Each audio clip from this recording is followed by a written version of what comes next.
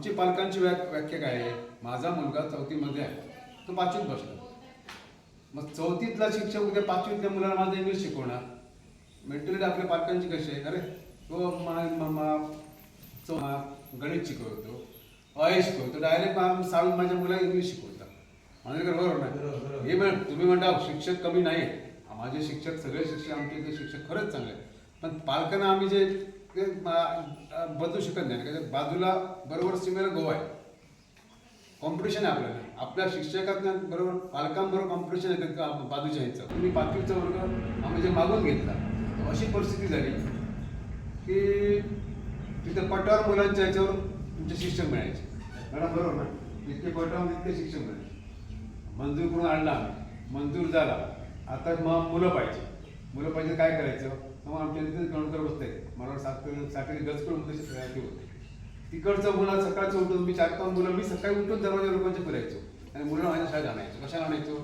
मी मंजूर करून आणले, आम्ही मंजूर करून आमच्या लोकांनी. शाळा जिवंत राहायला पाहिजे आणि शिक्षक मिळणार. शिक्षक जर नाही मिळणार तर मुलं राहणार नाही, परत ते मोडफळी येणार. ह्या आधारे चालेल. पण नंतर काय झालं माहिती आहे? शासनाने डिक्लेरेशन केलं बऱ्यापैकी सेमी इंग्लिश स्कूल मुलं आपल्याकडे आहे ना. पण शासनाला जे सेमी इंग्लिश स्कूल असते ना, शासनाला असा निकष ठरवला पाहिजे. समजा 1ली ते 7वीपर्यंत शाळा आहे,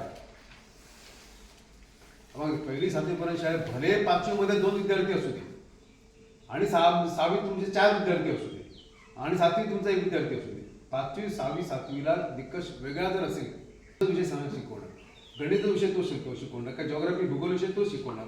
असं कुठेतरी कॅटरिंगमध्ये की नाही हे ठरवायला पाहिजे. काय होते माहिती आहे? आम्ही म्हणणार मुलं गोव्यात जातात, गोव्यात मुलं थांबणार नाही, जाणारी मुलं दुसरा असं कोणी पर्याय काढणार की जन्मदर कमी झाला, म्हणजे जे मुलं जन्माला यायला पाहिजे ते कमी झाले. हे मान्य करतो आम्ही, हे पण आहे त्याच्याबरोबर. पण आहे ते मुलं तपवण्यासाठी साहेब एकच पर्याय, तुम्ही शिक्षक जे वरच्या वर्गात शिक्षक आहेत 4-3 शिक्षक कंपल्सरीसाठी इंग्लिशसाठी शिकवणारे शिक्षक आमच्या पालकांना. तो पदवीधर आहे काय, तो खूप शिकलेला आहे का स्पेशल इंग्लिश शिक्षक घेऊन मॅम शिकवून एम ए झालेला आहे, हे आमच्या पालकांना काय माहीत नाही. इंग्लिशच त्याला शिकवायला पाहिजे. तो इंग्लिश 2रीमध्ये तो मराठी शिकवतो, तो 6वीमध्ये इंग्लिश शिकवायला गेला का घरी येऊन तूच शिकायचं आमचं गुरुजी, तेच बाई आमका शिकायचं. पालकांसमोर चर्चा होते, बरोबर ना माझ्याकडे? बरोबर. हे कुठेतरी साफ शिकवायला पाहिजे. काय होते माहिती साहेब, काय होणार? तुम्ही तुमच्या याच्या शासनाच्या निकषानुसार 5वी ते 7वी नंतर 20 मुलं झाली का तुमचे 1 पदवीधर आणि शिक्षक देत आहेत. मॅडम बरोबर ना? 1ली ते 5 4थीपर्यंत तुम्ही 60 काय नवीन GR 61 मुलांचा तिथे आले का तुमचे शिक्षक मिळतात. असं झालं तर आबा ही परिस्थिती होणारच नाही. सावंतवाडीला ह्या उद्या म्हणते यांची जर बंदी तिकडे झाली तर आम्ही जायचं कोणाकडे? मॅडम त्याच्यावर उत्तर द्या. पदवीधर शिक्षक शासन स्तरावर तुम्ही जे काय देत असाल ना ते लेखी द्या, त्याच वेळी आम्ही ऐकून हे करू. बरोबर का सर? एखादे साहेब, आता आपल्याकडे जो शिक्षक या ठिकाणी दिलेला आहे त्याला माननीय गट शिक्षणाधिकारी यांच्या आदेशानेच ते या ठिकाणी काम करत आहे. माझ्या मधला तो नाही जायचं. तुम्ही शिक्षक दिला, आम्ही स्वीकारला, तुमच्या विनंतीला मी मान दिला, मी अजून कोणाला काही सांगितलं नाही. आता तुम्ही बोललात त्यावेळेला सगळा विषय इथे समजला, बरोबर ना? तुम्ही उपशिक्षक दिला, आम्ही स्वीकारलं, चला 2 महिन्याचा कालावधी देऊया प्रशासनाला. आता 2 महिन्याचा ते संपतंय शैक्षणिक वर्ष, म्हणून ते सगळं मान्य आहे, सगळं वर्ष झालं या गोष्टीला. हा माझा मुद्दा आहे. पालकांकडे जाऊन आम्ही जर हे करायचं, मुलं वाढवा, मुलं पाठवा, शाळेत दर्जा सुधारतोय असं सांगितलं, आम्ही पण काम करतोय. प्रशासनाने जर याच्याकडे दुर्लक्ष केला तर काय, त्याचं काय? समायोजन कधी होणार? तुम्हाला माहित आहे का समायोजन कधी होणार? ते शासन स्तरावर भरती कधी होणार माहित आहे? बोलले काय समजा तुमची उद्या पुढच्या 2 दिवसांनी बंदी झाली असं नका बोलू. असं बोलू नका. मुळात अधिकाऱ्यांची 90% मी मगाशीच बोललो, प्रशासनाची 90% साथ पाहिजे तर आमच्या मागणीला यश येणार. तुम्ही काय नाही साहेब पाहिजे चर्चा होणार आणि परत काय म्हणतात ते परत काय ना हे म्हणणार उद्या तिथं ओरडतोय, पत्रकारिता बसताय, ग्रामस्थ बसताय, काय म्हणणार नाही. म्हणून तुम्ही आयडिया याच्यात द्या तुमच्याकडे मॅडम, तुम्ही याच्यात काहीतरी द्या जेणेकरून असा प्रस्ताव करा जेणेकरून तुम्हाला काहीतरी मिळू शकतो. असं बघा साहेब, असं नको सभा कशासाठी आहे? तुमचं 2 बंद करण्याची सभा आहे निश्चितपणे. होय ना, तुमचं तोंड बंद. मग तुमचं उद्या हे अधिकारी जाऊन तिथे काय सांगणार हे आम्हाला इथे समजलं पाहिजे. काय सांगणार हे आता त्यांनी जाताना आम्हाला सांगितलं पाहिजे. या सभेत आम्ही असं असं सांगणार. आमचा जो काय मनातला भाव आहे ना तो प्रत्यक्ष त्या मीटिंगमध्ये गेला पाहिजे तुमच्या माध्यमातून. यांचं गव्हर्नमेंटचं काय आहे किंवा पंचायत समिती लेवलचं काय आहे, उदय पारिपत्य सांगतो ना ते खरं आहे किंवा खोटं आहे हे पाहावं. कोणी पाहावं? त्यांनी पाहावं अधिकाऱ्यांचं. हा मीटिंगचा हेतू आहे.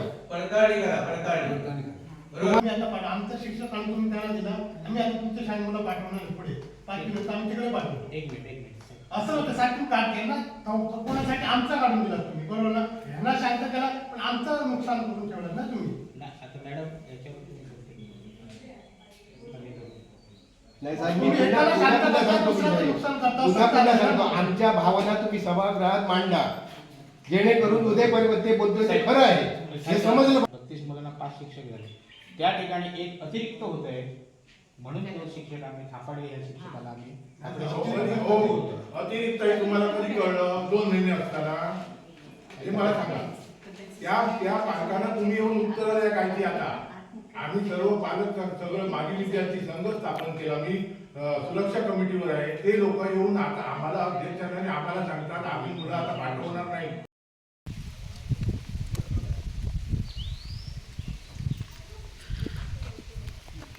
आज पंचायत समितीचे सदस्य उदयजी पारिपत्य आहेत. शासकीय केंद्र शाळेमध्ये एक मीटिंग झाली की जी मुलं आहेत ती कुठंतरी कमी पडत आहेत. तो पट आहे हा कमी झालेला आहे. त्यावर सर्वसाधारणाची मीटिंग होती, सभा होती.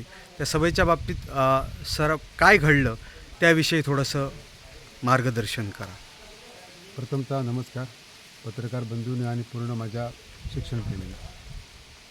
आजची सभा गटविकास अधिकारी शिक्षण आपले परम मॅडम यांच्या आणि ग्रामस्थ, सरपंच, शिक्षक, पत्रकार होते. आणि पत्रकारांनी बऱ्यापैकी इथे प्रश्न उपस्थित केलेले आहेत. चर्चा ही पुढील येणाऱ्या शिक्षणाच्या बाबतीत चांगल्यापैकी झालेली आहे. लोकांचा रोष शासनाच्या कार्यपद्धतीवर होता आणि त्या बाबतीत पत्रकार यश माधव पण होते, संजय पेंडकर होते, नितीन कणकर होते. माझ्या वतीने बोलण्यापेक्षा ग्रामस्थांचा रोष कसा असतो पत्रकारांना त्याची जास्त नाळ माहीत असते. नाळेचा अभ्यास करून मी संजय पेंडकरांना विनंती करतो की त्यांनी 2 शब्द व्यवस्थित बोला. नमस्कार.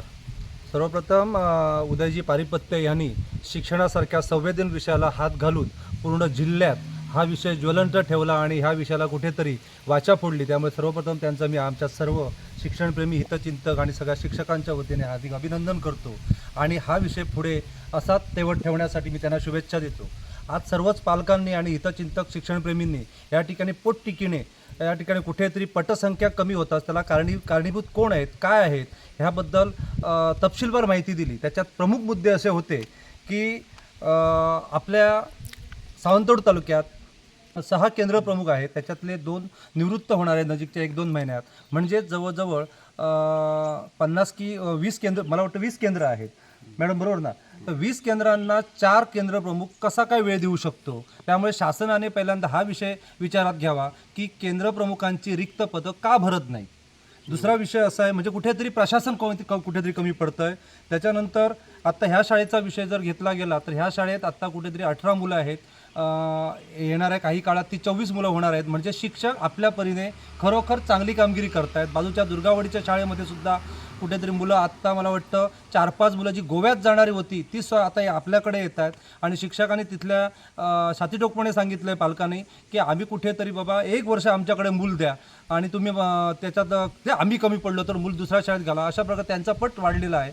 म्हणजे शिक्षकांनी आणि बाकीच्या त्यांच्या सहकाऱ्यांनी, प्रशासनाने ह्याबाबतचा विचार करावा की स्वतः शिक्षक जर पुढे आले आणि जर छातीठोकपणे कुठेतरी त्यांनी जर तसं जर आश्वासन पालकांना दिलं चांगल्या शिक्षणाबद्दल तर नक्कीच पटसंख्या वाढू शकतो. कुठेतरी शिक्षक मागे राहतात असं ही आजच्या एकंदर संपूर्ण बोलण्यात. तर सर्वच शिक्षक नाही, बरेच शिक्षक आपलं काम खरोखर चोख पार पाडत आहेत. परंतु ह्या आजच्या चर्चासत्रात तो पण एक विषय दिसला की शिक्षक कुठेतरी शिक्षक म्हणून काम करत आहेत, ते उपक्रमशील शिक्षक म्हणून काम करावं असं या ठिकाणी सर्वसामान्यांची भावना आहे.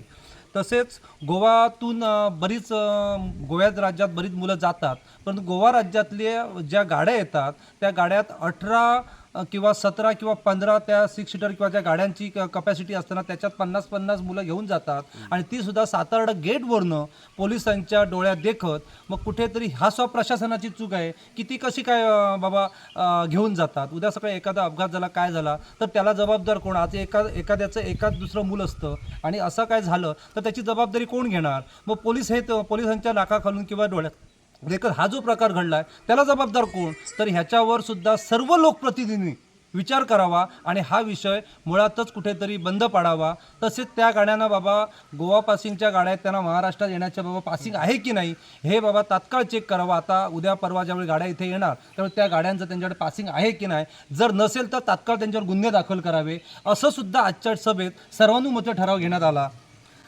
तसेच अतिरिक्त शिक्षक आत्ताच गटशिक्षणाधिकारी परब मॅडमनी सांगितलं की अतिरिक्त शिक्षक तालुक्यात 7 ते 8 आहेत. मग अतिरिक्त शिक्षक असताना सुद्धा व्यवस्थापन समितीला शिक्षक मागावा लागतो, ही शोकांतिका दिसली. स्वतः मॅडम म्हणतात की अतिरिक्त आहेत. एक शिक्षक त्यांनी स्वतः म्हणून सांगितलं की पंचायत समितीत जाऊन बसतो. मग शाळेमध्ये शिक्षक कमी असताना पंचायत समिती तुम्ही का बसवताय? ही आकडेवारी आणि हे सगळं आज जे मार्गदर्शन केलं ते स्वतः गटशिक्षणाधिकाऱ्यांनी केलं.